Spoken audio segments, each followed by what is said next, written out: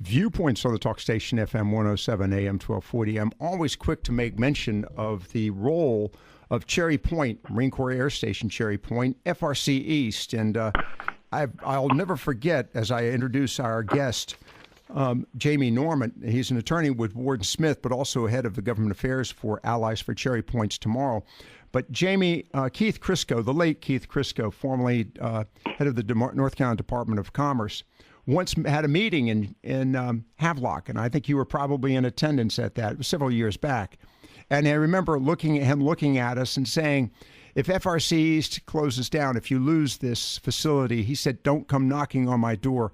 There's no way I can reproduce or entice an industry the size of FRC East and the associated industries with it to this area, particularly in a limited time frame. And of course, he himself was very impressed with the significant impact of our facilities here. And, you know, it's interesting. They're not high, large towers. They don't stand out. They're very, very low profile facilities. Yet the single largest, I just got to stress that one more time, and please correct me if I'm wrong, but I'm going to go out on that limb anyhow.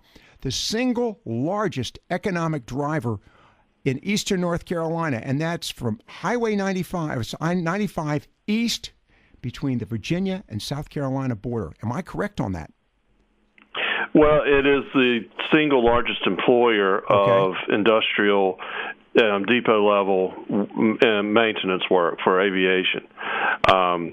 You do have, certainly some employers that are larger, like the hospital system or the university system, but the Department of Defense is clearly the largest single employer in eastern North Carolina. And it's significant, but close to $2 billion? Just Cherry Point, that's right. A little, just around $2 billion every year in economic impact. There's no other employer that provides that kind of impact for an industrial facility or aviation facility. And of course, you said just for Havelock, and of course, you've got Camp Lejeune and New River Air Station as well. So this all incorporates the role of the military here in our market and the value of it, not only in uniform services, but also in civil services and private contractors as well. Jamie, let's talk here for a moment about the challenges that FRC East has faced over the years and is facing now. Of course, the concern associated with the wall on the southern border, and there's been some concerns related to possibly losing some of the budgetary funds or maybe possibly delays. What is the situation at this point? Well, as far as the President's declaration of a national emergency related to protecting the country on the southern border, every project in North Carolina that's a military construction project that has not been contracted out is on that list of potential money that could flow not to North Carolina but to the southern border. It's about a $500 million account, and that includes Army, Air Force, and Marine Corps. Cherry Point is looking at about $180 million of that, so a significant amount of money is at stake.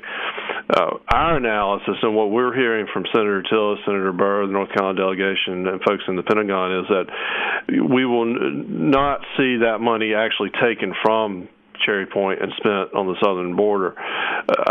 We're reasonably confident that money is secure. That money is there for essential military readiness and training needs that cannot be duplicated anywhere else, and certainly cannot be canceled unless you want to just cancel Marine Corps aviation altogether.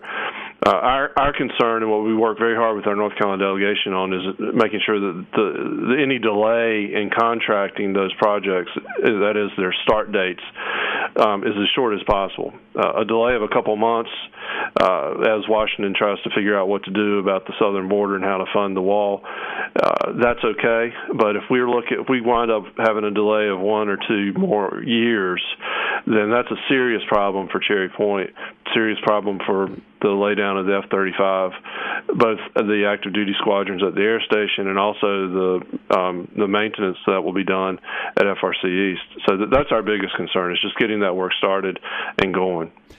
Jamie, let's talk about this in relationship to the anticipated timeline.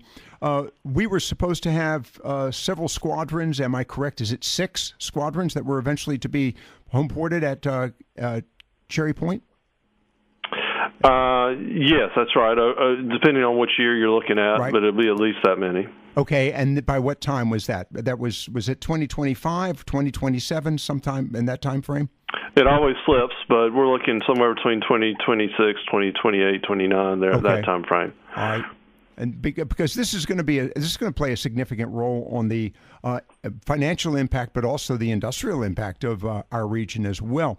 Looking at the other expenditures, you have expenditures that are pretty much in the stream right now, do you not? You mean for military construction projects yes. at Cherry Point, or? Yeah, for military construction projects. Yes, absolutely. Cherry Point last year was appropriated more money than any other installation in the state, which was the first time that's happened in many years. So the air station that will essentially be rebuilt along the flight line to accommodate the 21st century aircraft that'll be flying out of there. It's telling that the Prowler electronic warfare jets have retired. Mm-hmm. They're completely gone now from Cherry Point. That was a Vietnam era platform, right? And they've got to get ready for the new platforms that are coming in, the F-35 specifically, and all of that money is essentially going to change the face of Cherry Point. Well, now, the other aspect of this, and Jamie Normant with us again with Allies for Cherry Points tomorrow, and he's also an attorney with Ward and Smith in New Bern. Jamie, the area and the surrounding communities have been pretty aggressive about, if you will, protecting the military investment in the forms of avoiding encroachment, things of this nature. And we're going to get into a topic here in a moment with the North Carolina legislature, but obviously, with the growth of I-42, the continuing growth of traffic patterns in Havelock, there's a lot of, if you will, preparatory work that I assume is going to continue. Absolutely. You know, we really have 2 tracks that the Allies for Cherry Points Tomorrow group works on. That's to support the air station, it's track 1, and to support the FRC East is track 2. And we have to do both of those in tandem, and they overlap in many ways, but they're also different. And the air station needs to be rebuilt so it can house the squadrons of the F-35s. The FRC needs to be rebuilt to be able to accommodate the next 70, 80 years of aircraft maintenance and upgrades that will be done there, not just with F-35s, but V-22s and all the other rotary wing aircraft that will be the future of the Marine Corps. All right, and then let's talk here about the efforts on the part of the North Carolina Senate. You shared with me earlier today that Senator Harry Brown has initiated some legislation. What is that initiative? Senator Harry Brown today, in fact, just submitted a bill to the North Carolina Senate that would essentially prohibit the development of wind turbine farms for industrial use. These would be the gigantic wind turbines of 500 to 700 feet high in North Carolina, but limited to specific counties that are heavily used by the military for aviation training, either flight paths to the Dare County range or the other ranges for the Marine Corps, or the actual ranges themselves. So that's a bill that's just been introduced. We think it's a good and reasonable bill, but we'll have to wait and see how it gets through the General Assembly, which is always easier said than done. And of course, when you say the operational areas, we're talking about what are known as MOAs, military operational areas, where training is actually accomplished. And again, that's one of the primary concerns for the military, is being able to maintain the training skills for their pilots and the crews. That's right, and access to those areas. Right. Of course, the wind turbine companies aren't going to build a wind turbine farm in a training range. It's the access to the training range and how safe it is, how accommodating it is to the Air Force and the Marine Corps aircraft. And the counties involved would be Pasquotank, Turrell, Dare, Currituck, Hertford, Northampton, Craven, and Onslow. Those will be the ones that would have an actual prohibition on wind turbine farms. And others could be built elsewhere after they go through the state permitting process. That's the idea for Senator Brown's bill. Again, Jamie Normant with us sharing that information there earlier. I talked to him earlier today about this as well. Jamie, as we prepare to wrap this up, and of course we're chatting about Allies for Cherry Points tomorrow, ACT as it's known. It's a, nonprofit private organization, and it's membership driven. And you, of course, obviously need funds to help maintain the marketing and I would say even the lobbying efforts in Washington, D.C.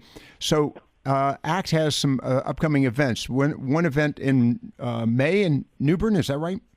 That's right. On May the 3rd at 5 p.m., we're going to have our Brews and Bites on the River event.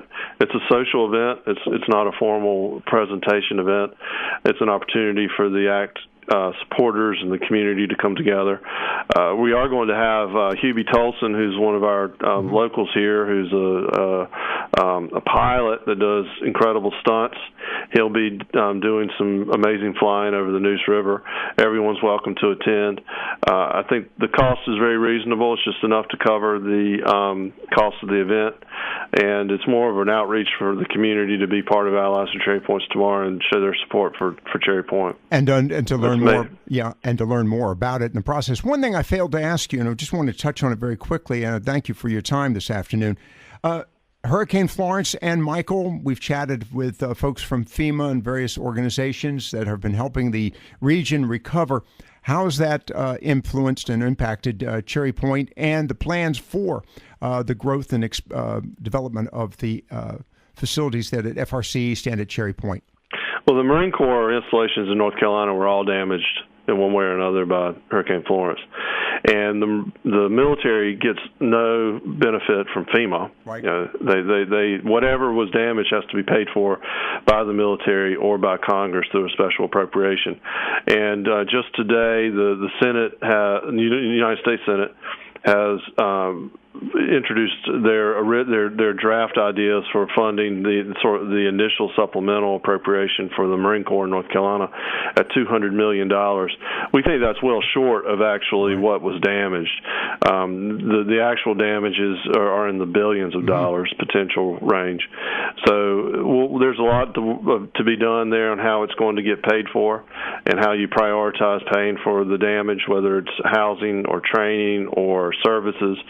The hurricane was indiscriminate in how it attacked these installations.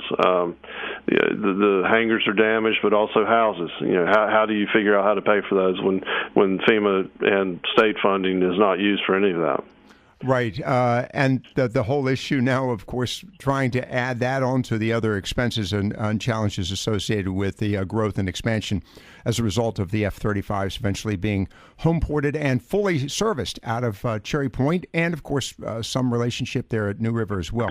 Jamie, as always, I do appreciate your time. Just to remind everyone, May, again, the date on that is May 3rd. May the 3rd at 5 p.m., downtown New Bern. Brews and Bites on the River. Everyone's welcome. All right, an opportunity to learn something also about Cherry Point and the facilities there at FRC East and the whole military investment here in eastern North Carolina. Jamie, as always, thank you very much for being with us. I want to chat with you briefly off air. Stay with us here on Viewpoints on the Talk Station, FM 107, AM 1240.